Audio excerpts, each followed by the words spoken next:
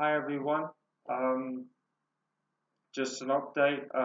My friend David DeMarco, he paid for to see my specialist, and I've got a new medication called carbamazepine, which is another anticonvulsant, which is used for nerve pain and seizures. I've got now two of those. I've got pregabalin as well.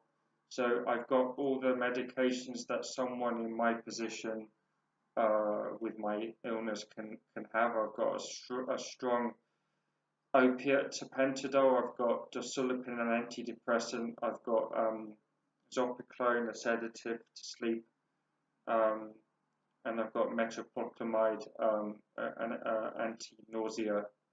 Um, I'm still not really stable. Um, Today, between 8 a.m. and 12 p.m. noon, I was bedbound. I had shock pain and jolts and like something like a wooden mallet being stabbed into the back of my head, with nausea whenever I got up. So I was bedbound, also with photophobia. So I waited till my noon dose, and uh, that that made me better. I was able to take a very quick shower at 1 p.m.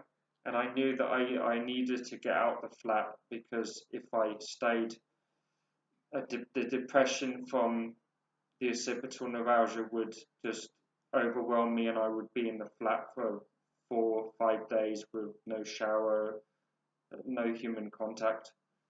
That occipital neuralgia gives depression and anxiety, not just the situation, but it actually causes it. So it's part of the pain. Um, so I have to deal with that as well. So I managed to get out to the coffee shop across the road and speak to people on the occipital neuralgia support group, and I found that I've pretty much got all the medicines that they've got, and going through the same treatments. The nerve stimulator implant that we wanted is more expensive than I thought. It's £15,000. So it's a dream. It's a long-term aim, but financially not possible in the next few months. Um, so we're going for the pulsed radio frequency, which is listed on the fundraising page as one of the treatments that this fundraising page would fund. And they blast the occipital nerves, and it should give 6 months of relief and give me much better quality of life, where no longer having suicide attempts every 2 weeks and being suicidal in between. I might be able to go out and about and have a relatively normal life. Um, and I can have that every 6 months. You have to have it every sort of 6 months, so it's not permanent like the implant, but it would give me half a year of good quality of life. Whereas now my quality of life is so poor that I, registered for a euthanasia clinic. Um, so I was bedbound in the morning. When I got back home, I had 4 or 5 hours. It was pretty bad. I was watching TV, but I was in agony. I took my 10 o'clock dose. I was just really clock watching until my next dose, um, which often happens. That's kind of my life, just taking medicine and waiting for the next one. That's worked better, so I've been able to make this video now. Otherwise, I wouldn't have been able to because of the pain and anxiety and depression. Um, so Victoria's adjusted the target to 15,000, but we're going to be making withdrawals uh, for the pulse radio frequency once it hits that target. And you have to make regular withdrawals, otherwise the page stops. So I don't have much choice, but I will save the money, £1,200, and then I can have the pulse radio frequency through Dr. Jenner at the London Pain Clinic, which me, Charles, and David DeMarco we visited on this Wednesday. David paid for the appointment. It was £150, so he was very generously paid for the appointment. That's amazing. And Charles drove me there because I can't make trips to central London or west central London. It's kind of in Hammersmith. So it's on Harley Street, so near Great Portland Street, Baker Street, so central London. So I got the new medicine. It worked quite well the first few days, but today I haven't seen any effect. I've been quite unstable. So the pain has been breaking through. I've run out of my breakthrough pain medicines, so I get my Docet box, which is a dose every morning, lunchtime, dinner time, bedtime, so 4 doses in a box. You take them out, so it's all prepared for you, like they do with elderly patients. Because there's a lot of medicines, it's quite helpful to organize them like that.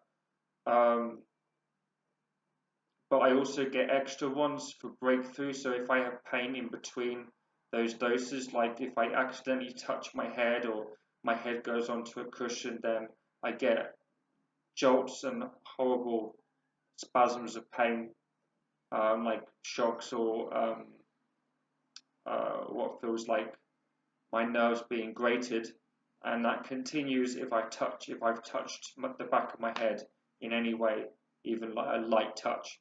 It will continue, and I'll just have to wait until my next dose, even if that's 4 hours. I have no choice, just in agony. So I have the breakthrough extra pills to deal with that. I've run out because I had a lot of breakthrough pain on Monday, Tuesday, and Wednesday. So I've got nothing for the breakthrough pain.